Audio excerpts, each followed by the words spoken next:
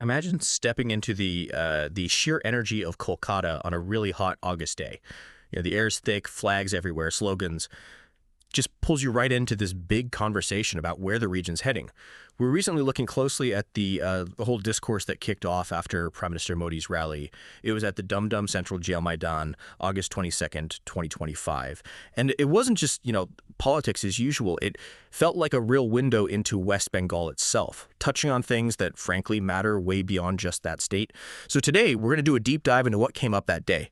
Our mission, really, for you listening, is to unpack these, ambitious infrastructure plans, then get into that really complex, sometimes heated debate around infiltration and also the push for a cleaner governance. We'll look at the different angles, the facts, or at least the reported facts, and what it all could mean for the average person there, and maybe for India more broadly. We've gathered quite a bit to get a solid picture. Okay, so let's start with that August day. Before all the political speeches really got going, the day actually began with something pretty concrete, literally. The inauguration of several big infrastructure projects. It's a pretty clear signal, right? A city, a country, trying to modernize building things. Yeah, and it's striking how these projects are meant to directly touch people's lives. I mean, take the metro expansion. We're talking two key sections, Seal to Esplanade, that's part of the East-West Corridor, and Belagata Hemanta Mukhopadhyay. These aren't just lines on a map. They represent less traffic, hopefully cleaner air in a city that really needs it, and maybe most importantly, save time for commuters. That time aspect is huge, isn't it? Getting maybe an hour back each day. Exactly. Just by going under the city instead of sitting in traffic jams, it adds up. And this isn't a small local thing either. That East-West Corridor project, it got a massive loan from JICA, the Japan International Cooperation Agency, like 64,833 million yen. What does that kind of huge international investment tell us, especially with the political stuff we'll get into later? Does it signal stability or... Well, that's a good point. It suggests, pretty strong international confidence, not just in Kolkata's growth, but maybe in India's wider economic path. It also shows how reliant these mega projects are on global money, which of course brings its own requirements, transparency, making sure things get done right.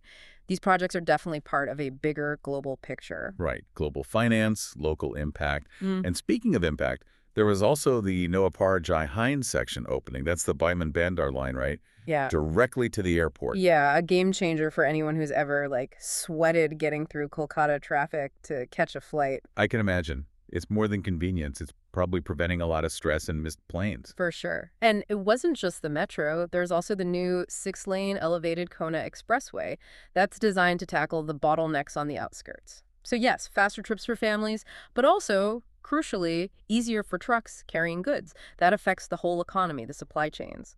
And zooming out a bit, this is all part of that bigger picture of India's infrastructure boom, isn't it? Absolutely. The national metro network has just exploded. From around 250 kilometers back in 2014 to, over 1,000 kilometers now. Wow.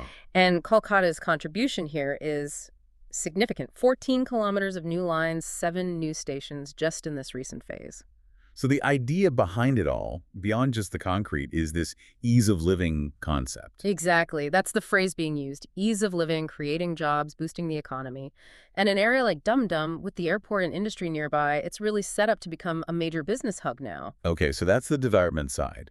But the rally, it quickly shifted gears, didn't it, into something much more complex and politically charged. Yeah, the infiltration issue. This is where things get really interesting. West Bengal has that incredibly long border with Bangladesh, over 2,200 kilometers. It's always been a sort of gateway, right? People moving across for decades, often without formal permission. It's not new, but the focus on it certainly feels sharper now. And the numbers involved are quite telling. As of 2025, about 1,647 kilometers of that border are fenced. So still quite a bit unfenced. Significant gaps, yeah.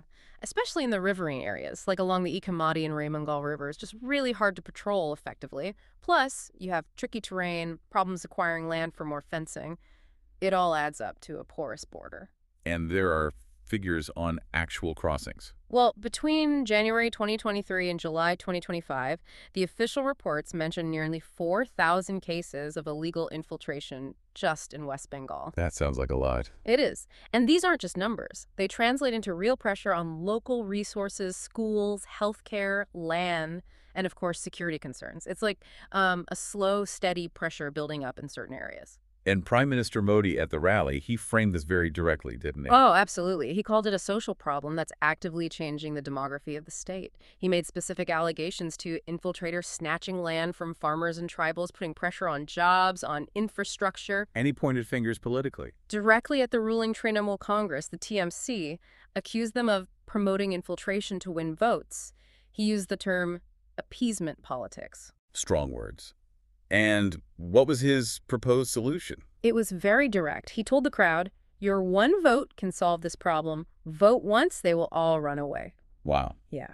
And he announced a special mission to identify and remove people with fake documents. The message was clear. The country can no longer tolerate infiltrators. Okay, so that's a very strong stance.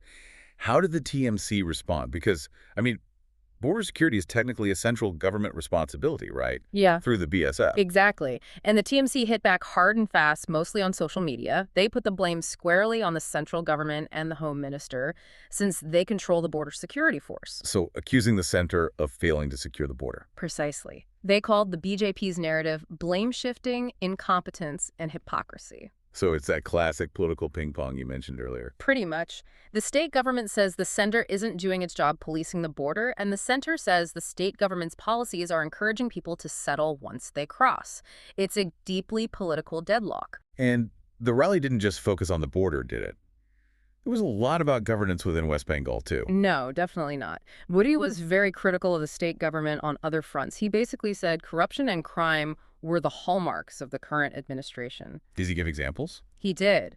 He mentioned specific cases involving former TMC ministers Partha Chatterjee and the teachers' recruitment scam, Jyoti Priya Malik, and the ration distribution scam. He specifically referenced the large amounts of cash reportedly found at their homes. These are cases that have been big news in Bengal.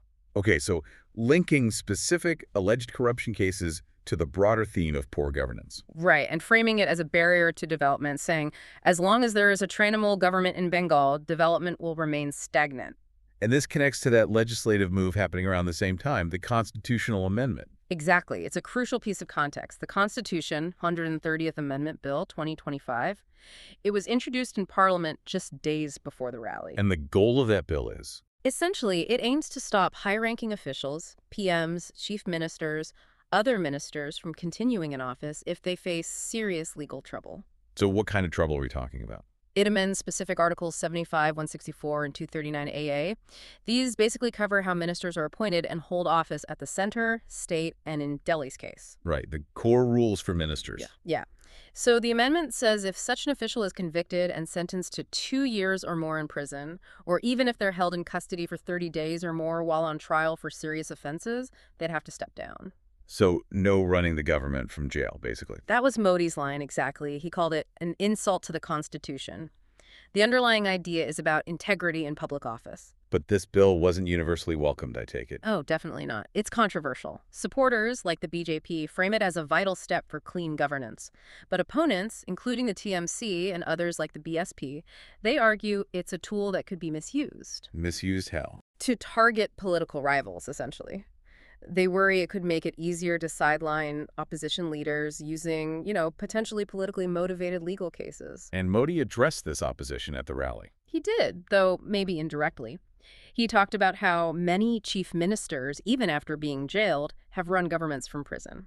He accused the TMC of opposing the bill because their politics is based on corruption. He even mentioned attempts to tear up the bill in Parliament. So it's deeply political, the bill itself and the fight over it. Absolutely. It cuts right to the heart of power, who gets to hold it and under what rules. Okay, so let's try and tie this together.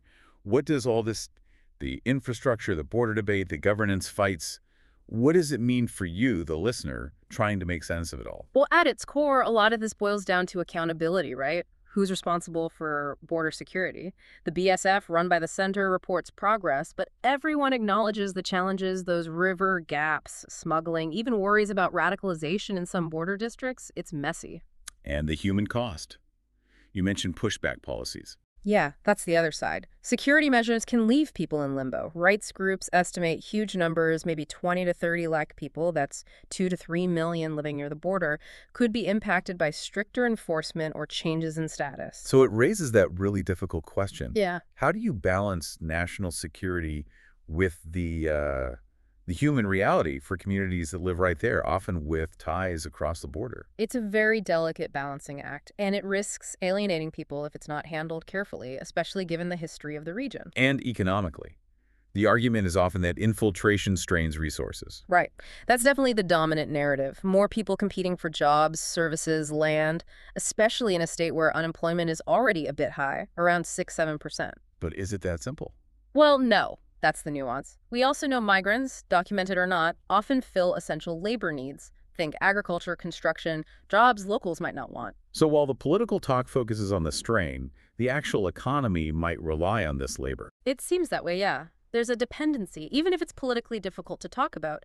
So cracking down too hard could actually disrupt parts of the economy, while doing nothing fuels public anxiety. It's a real tightrope. And this idea of a demographic mission that was mentioned. Right. It sounds like a plan for a national strategy to monitor population changes, officially to maintain social harmony. But critics, again, worry about the potential for profiling or discrimination, especially when linked to the infiltration debate. And in Bengal, where land rights are such a sensitive historical issue, linking land disputes to infiltration really hits a nerve. It helps to think about it like captaining a ship, maybe. Yeah. Governing a state. Yeah, that works. The captain needs to navigate storms, right? Avoid the icebergs. So Modi's pitch is essentially, the current captains, the TMC, are steering Bengal into storms of corruption and porous borders, and his party offers a steadier hand. Exactly. And the TMC's counter is that the central government's lighthouse, the BSF, isn't working properly, letting the storms roll in. It really captures that blame game dynamic we talked about. Both sides see the storm, but disagree entirely on who's at fault and how to fix it.